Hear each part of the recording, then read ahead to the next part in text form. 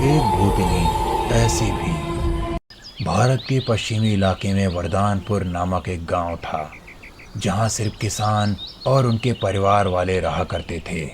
वो गांव चारों ओर जंगलों से घिरा हुआ था।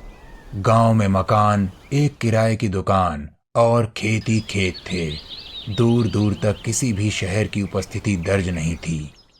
गांव में एक स्कूल था जो 5वीं कक्षा तक था, लेकिन कुछ गांव वाले अपने बच्चों को इस स्कूल में नहीं भेजते थे।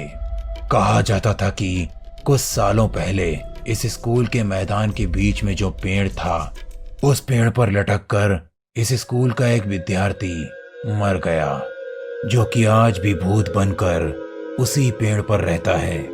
इसीलिए स्कूल जाना तो दूर, रात में उस स्कूल के आसपास भी कोई नहीं जाता। लेकिन कुछ लोग इस बात को नहीं मानते और उनके बच्चे स्कूल जाते थे। इसी गांव में हीरा लाल नामक एक किसान रहा करता था, जो कि बहुत समझदार और ईमानदार था। हीरा लाल की पत्नी का नाम माया था और उसकी 2 बेटियां और एक बेटा था। हीरा लाल के बच्चे भी उसी स्कूल में पढ़ते थे। गांव के सभी किसानों की तुलना में हीरा लाल के पास सबसे ज्यादा जमीन और सबसे ज्यादा पैसा था। गांव वाले भी हीरा लाल का बहुत सम्मान करते थे, लेकिन कुछ लोग उससे जलते भी थे। आज हीरा लाल के बेटे गोलू का जन्मदिन था और उसके घर आज सभी बहुत खुश हैं, क्योंकि आज गोलू 5 साल का हो गया है। और इसी खुशी में हीरा लाल ने अपने घर रात को पार्टी रखी है और गांव के सभी बच्चों को बुलाया है। हीरा लाल अपनी दिनचर्या के मुताबिक रोज सवेरे खेत जाता है और शाम को वापस घर लौटता है। आज गोलू के जन्मदिन पर केक लाने के लिए वो शहर गया था। लौटते वक्त उसे काफी देर हो गई, क्योंकि शहर वहां से बहुत दूर है।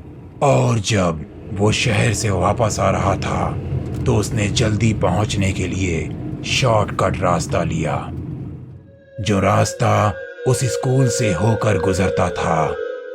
और अचानक उसी स्कूल के पास हीरा लाल की कार खराब हो गई। रात का समय, चारों तरफ सन्नाटा। हीरा लाल स्कूल के बाहर खड़ी अपनी कार सुधार रहा था। तभी पीछे से किसी ने उसके कंधे पर हाथ रख दिया, लेकिन जब हीरा लाल ने पलट कर देखा तो पीछे कोई नहीं था। वो वापस अपनी कार सुधारने लगा। तभी अचानक उसकी कार अपने आप चालू हो गई और कार की आगे की लाइट जलने लगी।